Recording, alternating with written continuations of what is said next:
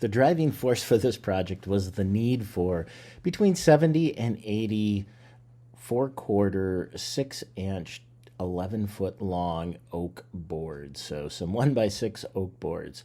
I had sourced two nice big oak logs from a friend's yard, and one of them could easily be handled by the skid loaders that I had available to me, and the one that I'm moving here, I could have gotten it on the trailer. I could have gotten it home. It probably would have fit on the big Wood Miser LT15 wide. That can handle 35 and a half inches, 36 inches. This had a couple spots that pushed that. And probably the bigger factor is at about 6,000 pounds, so we can move it around, but actually lifting it and putting it on the sawmill, it would have been a pretty big log to handle. So the idea was hatched to bring the Granberg Alaskan mills, the chainsaw mills, over and break that log down into some manageable cants that we could bring back and easily mill up. Now I've got two bigger Granberg mills. I've got that 881 with a 72-inch, and I had some chain issues there, so I grabbed the 661 that had a 60-inch mill on it, and that didn't have any issues. So we got milling with that, and yep, red oak, so we're not going to fly through it. We started late in the afternoon. That's always a challenge. I would have preferred to get going earlier in the morning, but life gets in the way of getting fun things done. But we got going in the afternoon, and I'm really not complaining because this is February in Minnesota.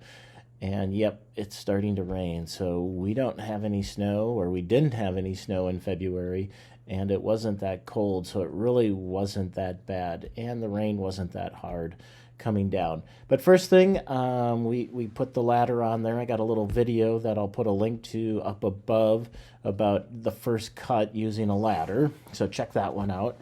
And then we set the mill down to 7 inches because I'll square them up. I'll square up the cants on the bandsaw when we get them back to the log yard. So first one came off, and it did I don't even know the exact word that I want to use. It loosened up a little bit, the depth, and it started out at a nice 7, and it ended up at about 8. So it grew a little bit on me, which is kind of a bummer. Didn't really lose that much lumber overall in the process, but it wasn't perfectly square coming off there. But that's going to be okay because it's going back to the sawmill. Now the fun part. This is the first time that I'm using my edger mill from Granberg as well. And this is a vertical mill that can go in and, as you can see right there, just run nice vertical cuts there. The other part is the homeowner burns wood, so I didn't need all the offcuts and the offcut pieces, so leaving the edge pieces for the homeowner was perfect because he eats with wood.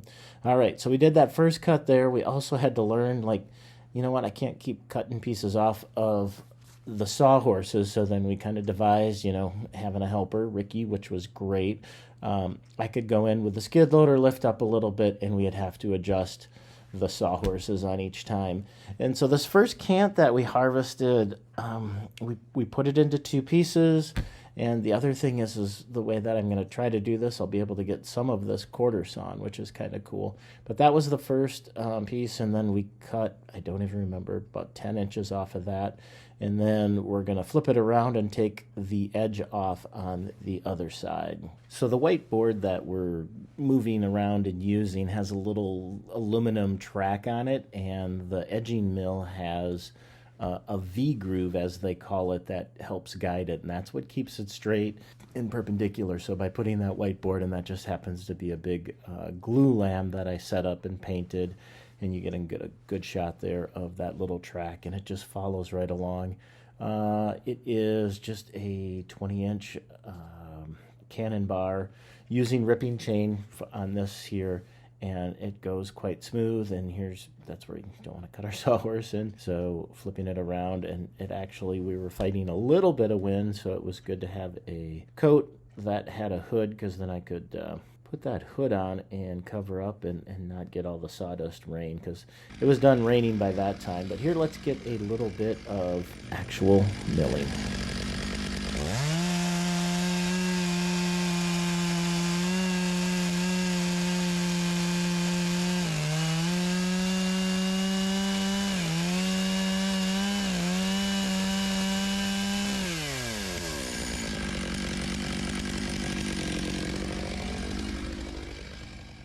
Pretty slick how that works, just actually really slick.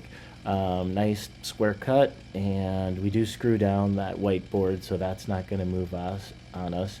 And then that offcut we're just going to carry off to the side, and there you can kind of see the two cants that we made, and the one on the left side, the back side, is the one that we had on the sawmill at the beginning of this video.